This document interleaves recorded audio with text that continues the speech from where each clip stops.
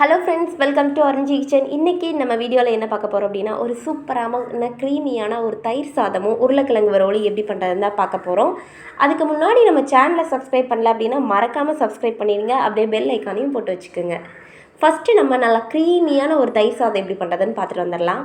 இந்த தயிர் சாதம் பண்ணுறதுக்கு ஒரு பேன் நல்லா சூடானதும் அதில் ஒரு 4 டேபிள் ஸ்பூன் எண்ணெய் ஊற்றி, எண்ணெய் காஞ்சதும் ஒரு டேபிள் ஸ்பூன் கடுகு உளுந்தம் பருப்பை போட்டு நல்லா பொரிஞ்சதுமே ஒரு பெரிய வெங்காயத்தை நீளமாக கட் பண்ணி சேர்த்துக்கலாம். இந்த வெங்காயத்துக்கூடையே ஒரு கொத்து கருவேப்பிலையும் சேர்த்தோம் அப்படின்னா நல்ல வாசனையாக வரும். அது கூடயே சேர்த்து வதங்கும் போது அதனால் கருவேப்பிலையும் சேர்த்துட்டு, இதுக்கு காரத்துக்கு ஒரு 3 பச்சை மிளகாய் நான் எடுத்திருக்கேன். ஒரு 3 பச்சை மிளகாய் அப்படியே கீறி போட்டு சேர்த்துருங்க.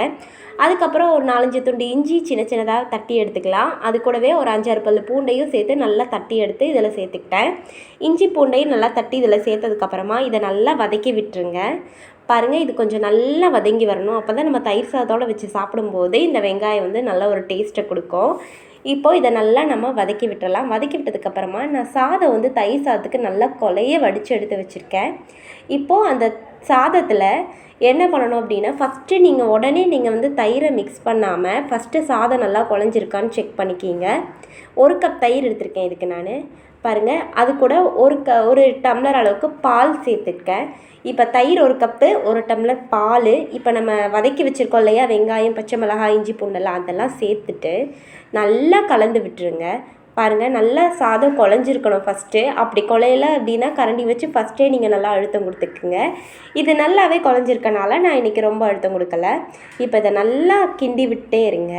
இந்த தயிரும் பாலும் சேர்ந்து நல்லா மிக்ஸ் ஆகி வரும்போது நமக்கு சூப்பரான ஒரு டேஸ்ட்டில் கிடைக்கும். எப்போவுமே தயிர் சாதத்தில் தயிர் 1 கப் ஊற்றுறீங்க அப்படின்னா பால் 1 டம்ளர் ஊற்றிடுங்க. அப்போ தான் ரொம்ப புளிப்பு இல்லாமல் நல்லா க்ரீமியாக நமக்கு கிடைக்கும். அதுக்காக தான் நம்ம பால் ஊற்றுறது.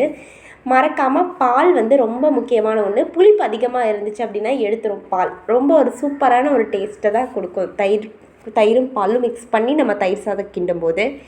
இப்போ நல்லா க்ரீமியாக நல்லா அடித்து நல்லா கிண்டிடுங்க. நல்லா இப்படி கிண்டும்போது ரொம்ப எப்படின்னா சாதம் நல்லா குழஞ்சி போய் ஒரு பக்குவத்துக்கு கிடைக்கும் நமக்கு. லாஸ்ட் ஸ்டேஜில் நீங்கள் என்ன பண்ணணும் அப்படின்னா, இந்த மாதிரி கிண்டி எடுத்துகிட்டு லாஸ்ட்டில் கொஞ்சமாக மல்லி இலை தூவி அதையும் சேர்த்து நல்லா கிண்டிட்டு இதுக்கு உருளைக்கிழங்கெல்லாம் நல்லா வச்சு சாப்பிட்டோம் அப்படின்னா ரொம்பவே சூப்பராக இருக்குங்க. உருளைக்கிழங்கு மசால் வச்சு சாப்பிட்டோம் அப்படின்னா இன்னும் நல்ல ஒரு டேஸ்ட் கிடைக்கும். அடுத்த வீடியோவில் உருளைக்கிழங்கு மசால் எப்படி பண்ணுறதுன்னு நான் உங்களுக்கு காமிக்கிறேன். இப்போ தயிர் சாதம் நம்ம ரெடி பண்ணிட்டோம். அப்புறம் உருளைக்கிழங்கு ஃப்ரை எப்படி பண்ணுறது அப்படின்னு சொல்லி தான் நான் இன்றைக்கி உங்களுக்கு சொல்லித்தர போகிறேன்.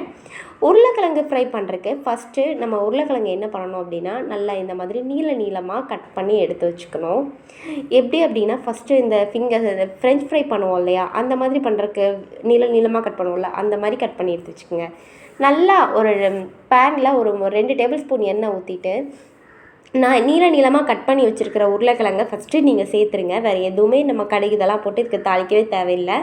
அப்படியே இதை சேர்த்துட்டு நீங்கள் லைட்டாக என்ன பண்ணணும் அப்படின்னா, இதை நல்லா நீளமாக கட் பண்ணி வச்சுருக்கோம் இல்லையா, இதை அப்படியே போட்டுட்டு அது கூட கொஞ்சமாக தேவையான அளவுக்கு ஒரு உப்பு சேர்த்துருங்க. உப்பை சேர்த்துட்டு நல்லா கிண்டி விடுங்க. இந்த உருளைக்கிழங்கு 90% இந்த உப்பு மட்டும் போட்டு இந்த எண்ணெயிலேயே நல்லா வதங்கி வரணும். அப்போ தான் நமக்கு சூப்பரான ஒரு டேஸ்ட்டில் உருளைக்கிழங்கு வரும்.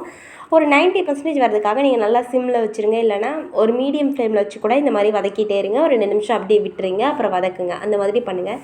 அடி பிடிக்காத மாதிரி நல்லா பார்த்துக்குங்க. இப்போ இதே மாதிரி நம்ம நல்லா வதக்கிட்டே இருந்தோம் அப்படின்னா நல்லா வெந்து கிடச்சிரும் நமக்கு.